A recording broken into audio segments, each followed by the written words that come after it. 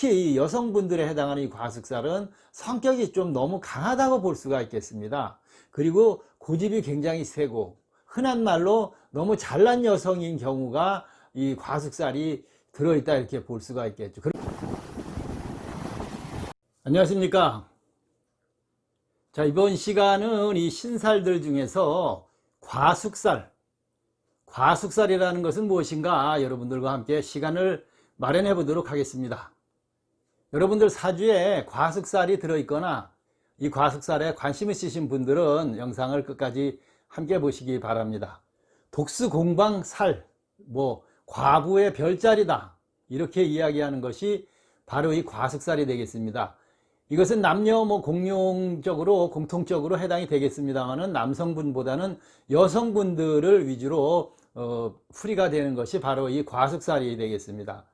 과숙살이 사주에 들면 부부 화합이나 어떤 그 좋은 인연을 만들지 못하게 하는 것이 바로 이 과숙이다.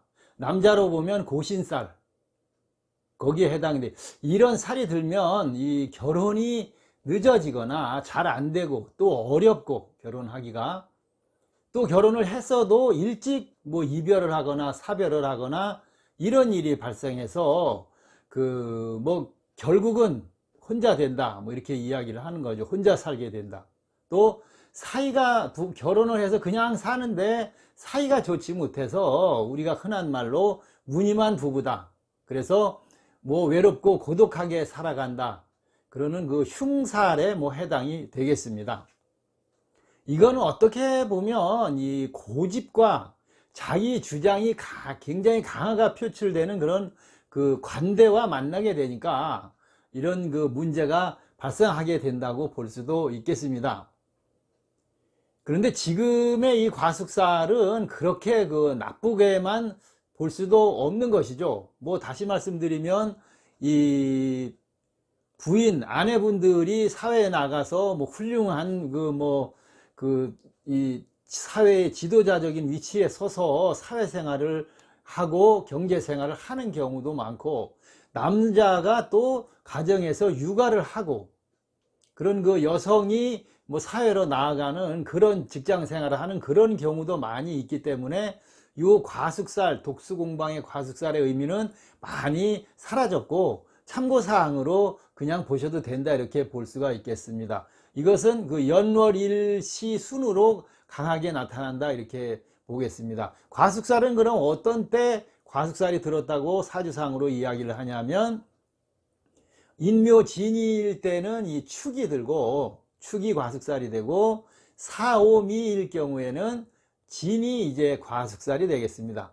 그 다음에 신유술일 때 미가 과숙살이고, 해자축이 됐을 때는 술에 해당하는 이 일진이나 년이나 이렇게 들었을 경우에 바로 이 과숙살이 되겠습니다.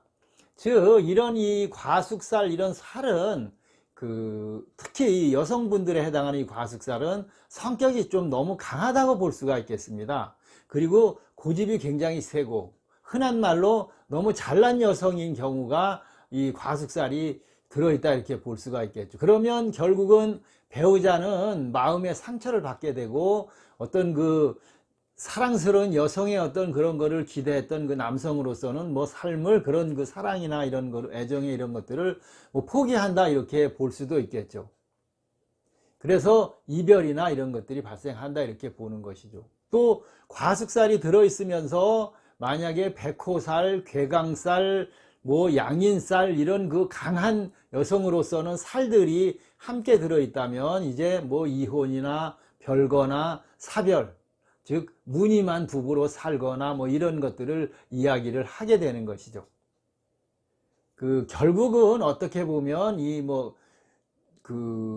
정이 없는, 인정이 없는 그런 성품이나 이런 것들이 발생한다고 볼 수도 있겠습니다. 그런데 지금 이제 세상은 서로 어떤 이런 문제점들이 많이 나타나기 전에 주말 부부가 된다거나 흔한 말로 기러기 부부 이런 식으로 이야기를 하죠.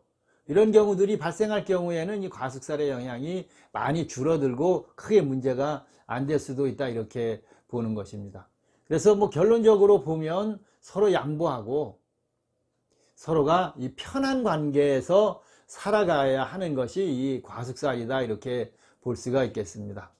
또 뭐 진짜 혼자 이렇게 홀로 되거나 또 결혼을 뭐 하지 않은 그런 솔로라면 자기 자신을 사랑하고 또 오히려 이 과숙사를 즐기면서 살아가시는 분들도 지금은 상당수 많이 있다, 이렇게 볼 수도 있겠습니다. 결혼이 전부가 다가 아니고 남편이 전부가 다가 아니다, 이렇게 생각을 하는 세상으로 많이 바뀌었다, 이렇게 볼 수가 있겠죠.